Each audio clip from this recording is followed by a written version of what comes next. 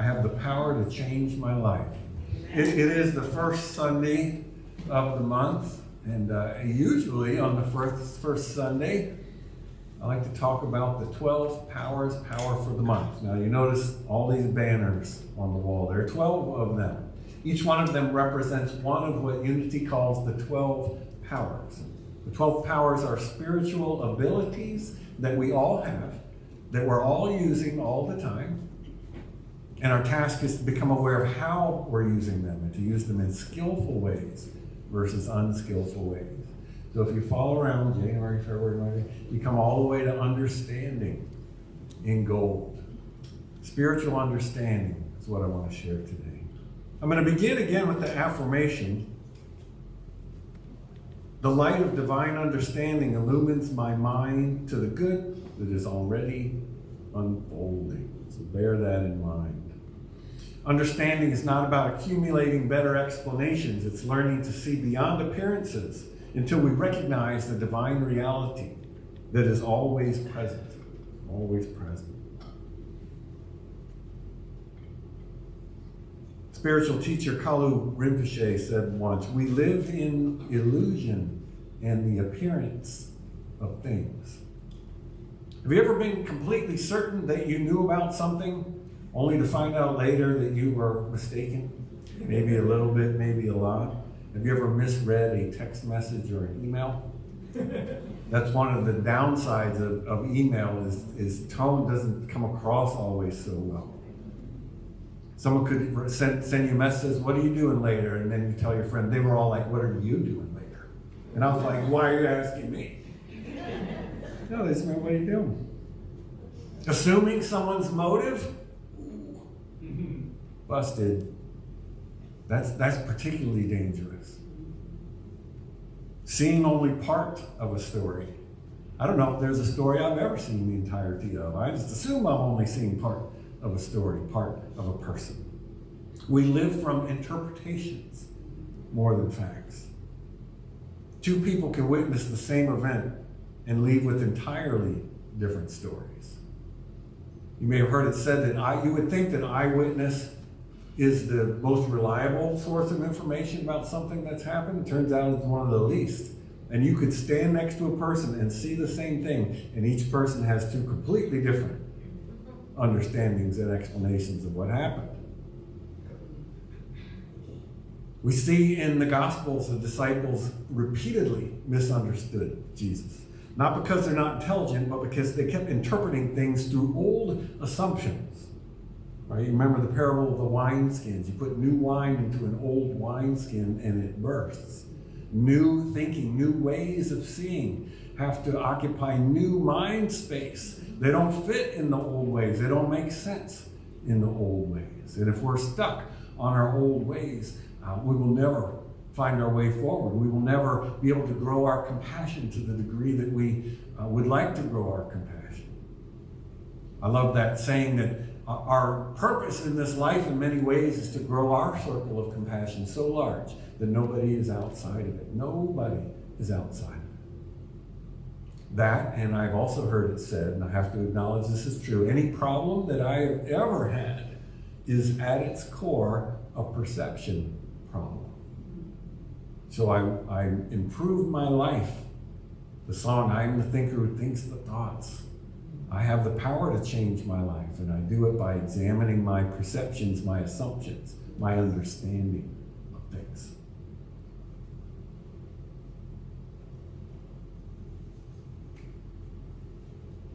Guess what I'm going to talk about next? Your kitchen! Oh, surprise. So if anybody's been here for the last, I don't know, a long time, you understand that we are undertaking a kitchen renovation. Months ago we saw an old kitchen. We all saw the same room, right? Perhaps some thought, looks fine to me. And perhaps some thought, yeah, this could use some attention. This could use some attention. And some of us might have thought, yeah, but if it ain't broke. And some of us maybe thought, yeah, but what if?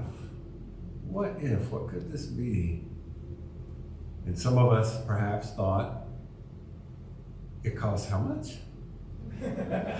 I had that thought. I'm not immune to any of this, by the way. It costs how much? But we have an opportunity today to remember this journey that we've been on, the ideas, right? Conversations, planning, much visioning, decisions made, donations received, and a practice of patience and faith and of waiting. And I am glad to share that as of July 1st, our kitchen project is fully funded. We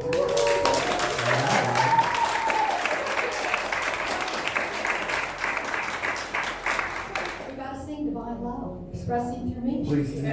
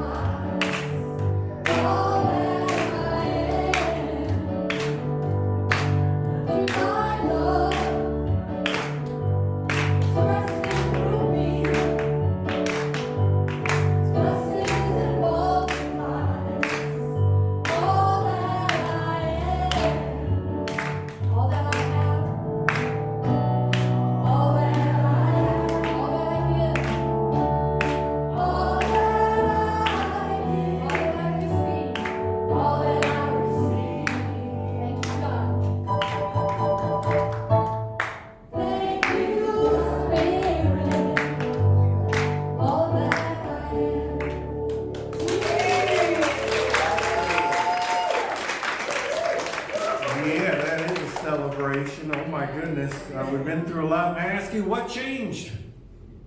Has the room changed? I looked at it today, it looks the same to me. That it ever did. But know that the transformation began long before. It will show up in the next steps, which I believe the first step is called demolition. Right? Clearing out the old that we might welcome the new. They're literally, physically going to clear out that space. I believe they're beginning on Tuesday. They're beginning on Tuesday. Which brings another opportunity, by the way. Several of us brought boxes. Now think for a second. Every single item in that kitchen has to get out of that kitchen before Tuesday. Today's Sunday. So that's before the day after tomorrow. So stay after if you can to help with that. It is a glorious, part of the process of finding our way in this life is releasing that which no longer serves us. We are done with to make a space for that which is new. And what a beautiful example of that. You literally, if you want a different counter, you've got to remove the old counter, or you're not going to have a place to put the new counter. The transformation began long before we can see it in the physical world. It began when we understood differently. Not a better kitchen, I say, but a different way of seeing that space. Spiritual understanding, a different way of understanding that space. The power of understanding is the ability to know, perceive, and apprehend. It's not intelligence, it's not information, it's not explanation. It's a spiritual perception. The ability to perceive what appearances cannot yet show. I have read, do not be conformed to this world, but be transformed by the renewing of your minds. That is at the very core of who we are here. We understand that deeply. We change our world by changing our perceiver, our minds. We change our minds by observing what is going on in there. We talked about that today in the meditation this morning. At 9:30, we have a meditation gathering where we sit for 20 minutes in silence, and then we have some time to discuss our experience.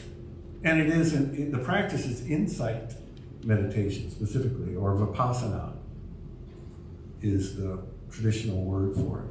And in vipassana, the whole purpose is to observe what is transpiring within you. That's both what is going on in your body, what is your experience in yourself, what is going on in your mind. And when your mind wanders away, which kind of what a mind does, right? You just bring your awareness back, start with the breath, expand out to other body experiences. You can even notice what is happening in your mind. You develop the ability to become the observer, not just enmeshed in it, or as we say, identified with it. Most of us, most of the time, are so identified with whatever thoughts are running through our mind that we don't even know. There's a whole lot more going on than that. We are a whole lot more than that. That, in fact, is just old habits sort of carrying us along. So when we talk about changing the world by changing our perceptions, we begin by educating ourselves, becoming aware of our perceptions and how we see, the ways that we see.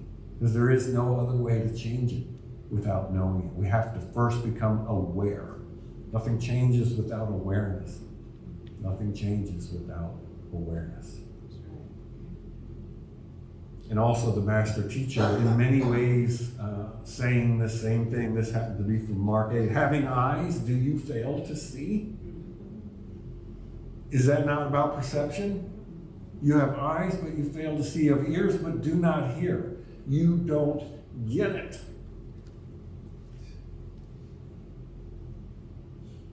This is not about believing harder.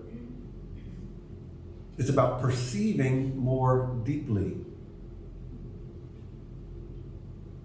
The kitchen was never only a construction project. It became an exercise in shifting our collective consciousness, did it not? At some point, hopefully, we stopped asking how are we ever going to afford this and began asking what are we creating here together? A much bigger question, a much more powerful question. What are we creating here together? Right now it happens to be about that kitchen, but trust me, it's much bigger than that. What are we creating here together as a community? This is a question we'll continue to ask and continue to answer as the Spirit within guides us. And once we began looking at it that way, everything changed after that. So I invite you to widen the lens and ask, well, what else? If understanding changed how we see the kitchen, where else might that be true? In relationships, in our health, in our work, in public policy, in the life of our church, in your finances, perhaps. Perhaps the greatest miracle of all this is not that circumstances change, but that consciousness changes first. A shift in our consciousness always precedes any outcome that we see in the physical world around us. Because once consciousness changes, a door appears where before there was no door. Can you feel the power in that? Possibility arises where before there was no possibility. Not because anything outside of us changed, but because something inside of us changed. And that is where our work is.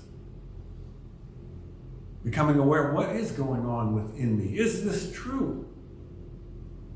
What else is happening? What else might there be? What other ways of seeing could I find if I became willing to find other ways of seeing? So here's my invitation to you this week. Before solving a problem, before judging another person, before concluding that nothing could change or that things are hopeless or wherever it is that your mind goes, pause and ask, what am I seeing? Begin with simple awareness. What am I seeing? And then sit with a second question. What might Spirit be revealing that I cannot yet see?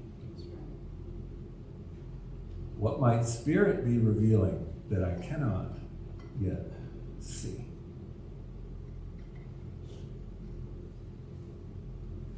Let me close with this, back to the kitchen. Right now, it looks like the same room. In fact, we're all going to go back there after the service for an ice cream social and a big cake. And see that it looks the same today as it did last week, as it did a month ago, as it did a year ago. We could say that nothing has changed. The cabinets, the counters, the floor, they're all the same. We could say that nothing has changed, yet we know that isn't true. I say that nothing visible has changed, yet we now see possibility. Nothing visible has changed, but we can see love in action as people are fed. Use your mind's eye, your spiritual vision to see all the people that will be fed from this new kitchen. We can see all those kids who come to the sunside and the fireside and the trunk or treat. I have some images in my mind of those occasions, that room full of families and kids, and those kids are having a wonderful time there. And I know what they are experiencing is the love of the Spirit through the love of this community. Can you imagine the power of being able to create a situation like a trunk or treat or whatever it may be, and to live the love that we know is us, within us, and to let that shine out? I guarantee you there are kids who have walked through there who have never felt that in their lives, but they feel it here. That's enough for me right there. That's what we're here to do. And that's just one example of it. We can apply that to all of us in here as well. But this is what that kitchen allows for us to do. Even though it's not the focus of attention during those events, it is the source of that food, but more importantly, of that love, of that demonstration of the Spirit that lives in us.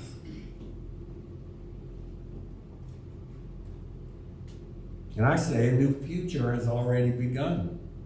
Nothing visible has changed, yet everything has changed. That's the power of understanding. It lets us live today in the reality that love is already bringing into being. And I say, may the light of divine understanding open our eyes to see beyond appearances, so that we may today live from the reality that love is already bringing into being.